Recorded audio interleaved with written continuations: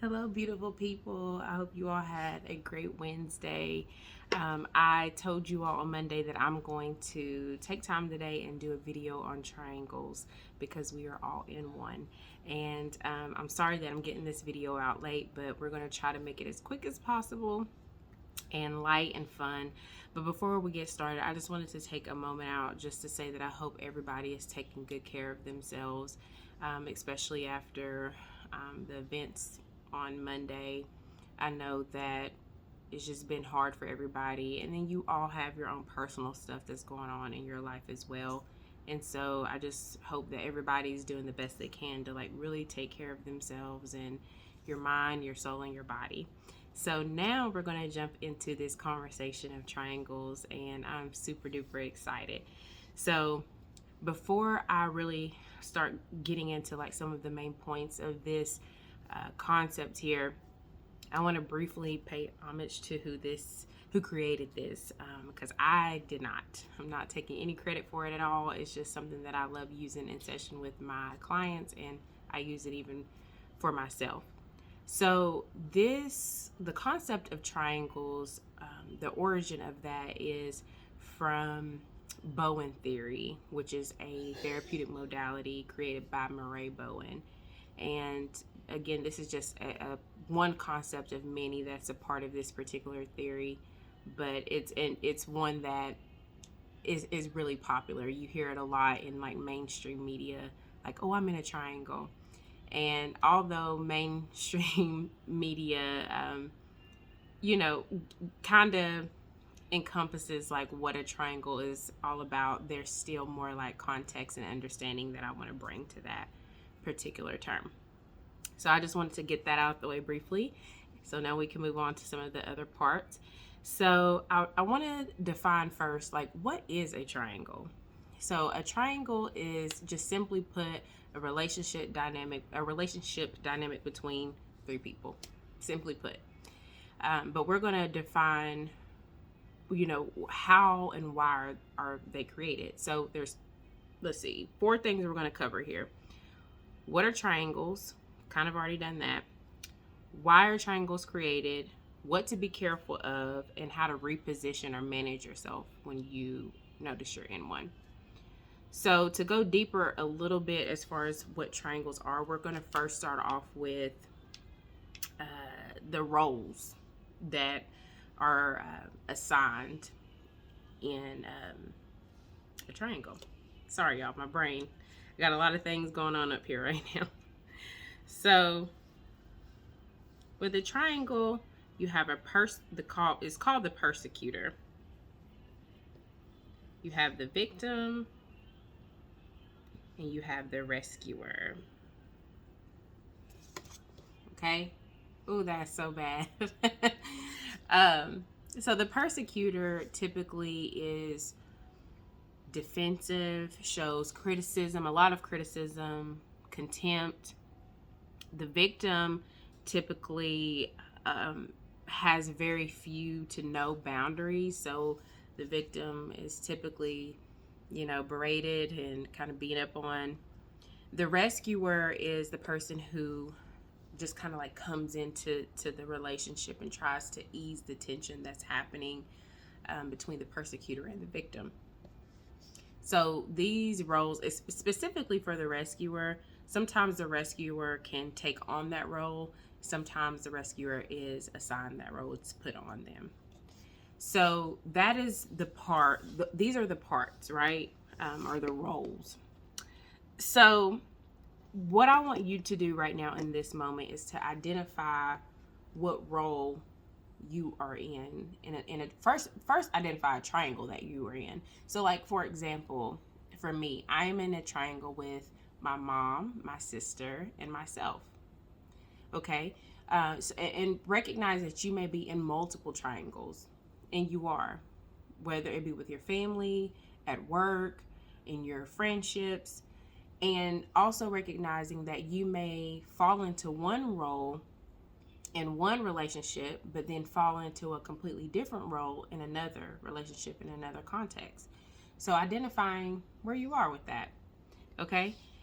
So, and before we move on to the next part of this, like, I do want to say that triangles are neither good nor bad. They just are. They just exist. So there's no judgment here. It's just recognizing again where you fall and why this triangle was even created. Okay, so now we're going to move on to the next point, which is why are triangles created. So we're going to kind of take it all the way back to what is called a dyad.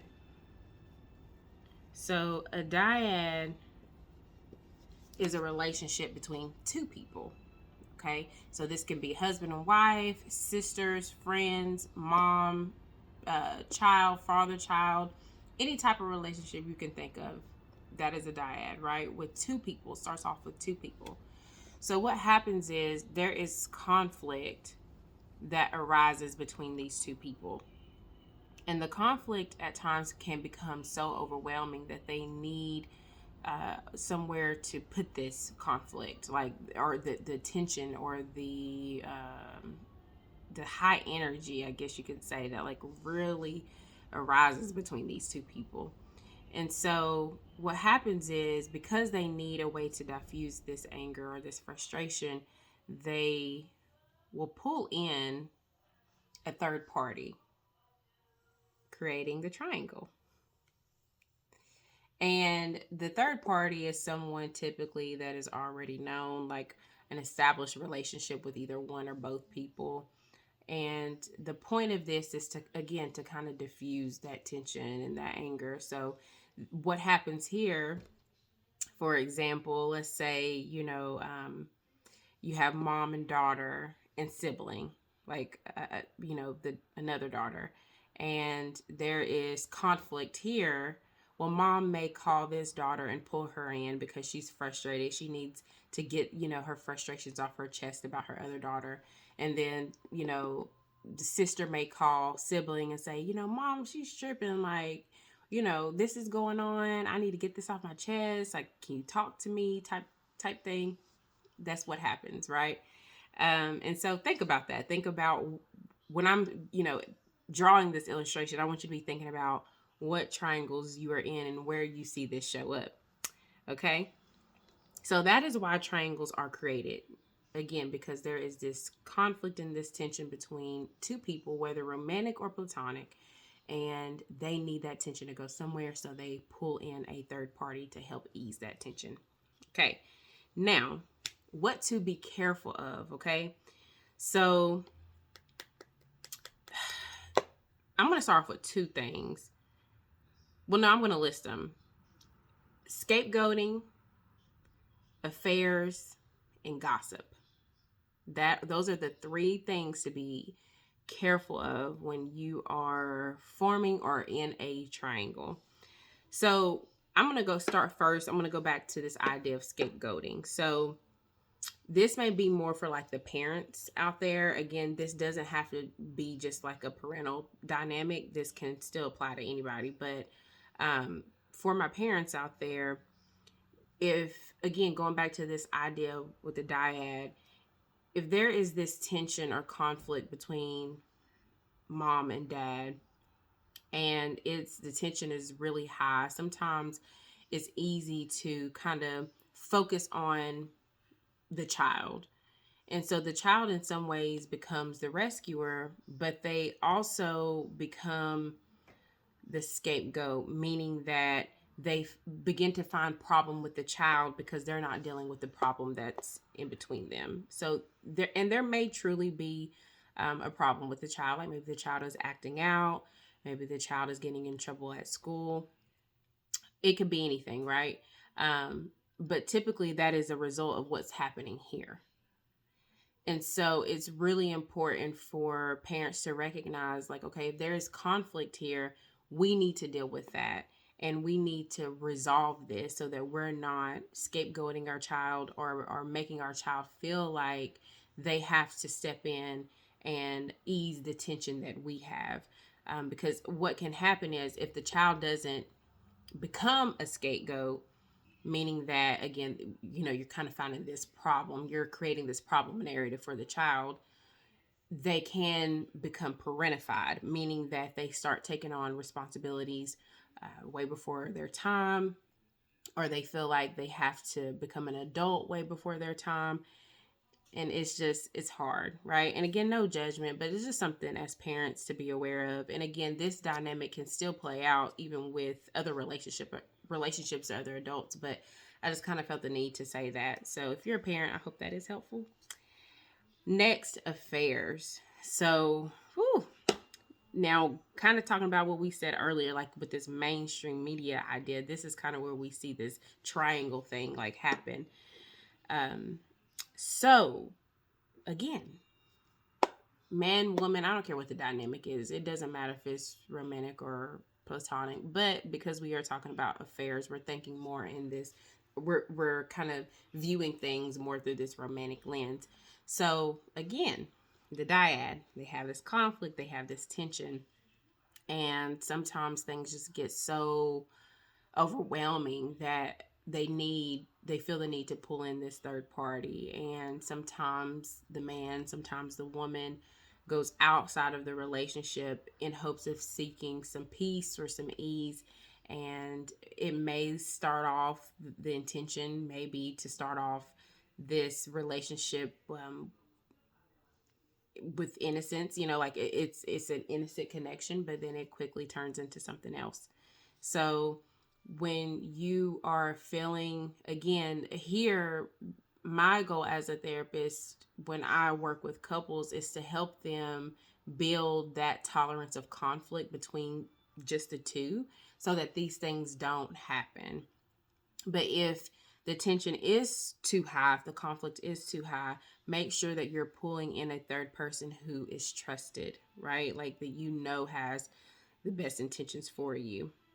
And I would advise that when that happens, if you are a man, don't seek ease and peace from a woman. And if you are a woman, don't seek that from a man, because this is what's going to happen, right? Next, gossip. Gossip is a big one, right? And it's not that you necessarily have bad intention when you're talking to someone that the dyad has pulled in. Again, the goal is to like, oh, I just need to get this off my chest, but that can quickly turn into we're talking about somebody. And I won't lie, I'm guilty, but I think that it's one of those things, once you know better, you have to do better. And again, no judgment, but just recognizing it. So with this particular point, as far as like what to be careful of, I really want to highlight a verse in the Bible, and I'm going to, go more into depth with other verses. Well, I'll probably just give you all the verses and chapters to read. But in Matthew chapter 8, verses 15 through 20, it says in the Bible that when two people have a disagreement, or if a person has a quarrel or a conflict with another person, to pull them to the side and they try to handle that conflict, just those two. And if for any reason the conflict or the issue cannot be resolved between just the two, then pull in, others. But again, the goal is for the resolve to first happen between the dyad. And if you have to pull in a third person, you want to make sure that, again, it's trusted people, a trusted individual. So if it's a therapist, if it's your pastor, if it's a close friend, you just want to make sure it's the right person. So I always say, in my mind, be in a triangle with God. You, the person, and God. Let God be the rescuer. But I mean, we are here to help each other. So again, if it's somebody that you trust, cool.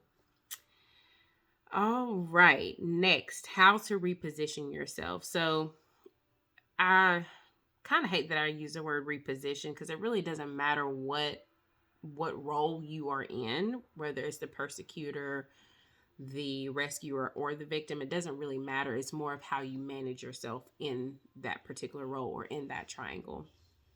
So, and I'm going to do a part 2 to this. So we'll talk about that more probably next Wednesday. But just a brief quick answer is, number one, what we call in the therapy world becoming more differentiated, meaning that you do not allow others to transfer their anxiety over to you. to the point where now you have become so dysregulated that you feel like you have to take on more of a role within this triangle dynamic than what is needed. So that's one way. Another way is first of all, establishing and maintaining very clear boundaries around how much you are willing to engage in this conflict that was created between the dyad, if at all. Because you may say, like, your boundary may be like, hey, let's say for instance, um, you're the rescuer, right, in the triangle, but the persecutor or the victim calls you and they try to pull you into what they have going on. You have the right to say, hey, I don't want to be a part of that. I'm going to allow you all to take care of that. And that protects your peace. So yeah, just something to consider. And like I said, I'm going to come back for a part two that focuses specifically on this point. But I just wanted to briefly give you all some like cool information, and I hope that it's helpful. And if you all have any questions or concerns about any of this, please reach out to me. Also, because of my relationship and proximity to you all, if anybody's seeking counseling, I can't necessarily be your counselor, possibly. But if you all want information or resources about how to seek counseling, please DM me or contact me directly, and I will be happy to offer or lend some resources to you. So, Bible verses to read. As I stated before, Matthew chapter 18, verses 15 through 20, 1 Peter 5:7, Proverbs 26:11. Wait, I'm sorry. Proverbs 26, verse 20, and then Proverbs 11, verse 13, James 4:11, and Ephesians 4:21. So I hope this is helpful or has been helpful. And just again, take care of yourself, guys. And I love you all, and God bless.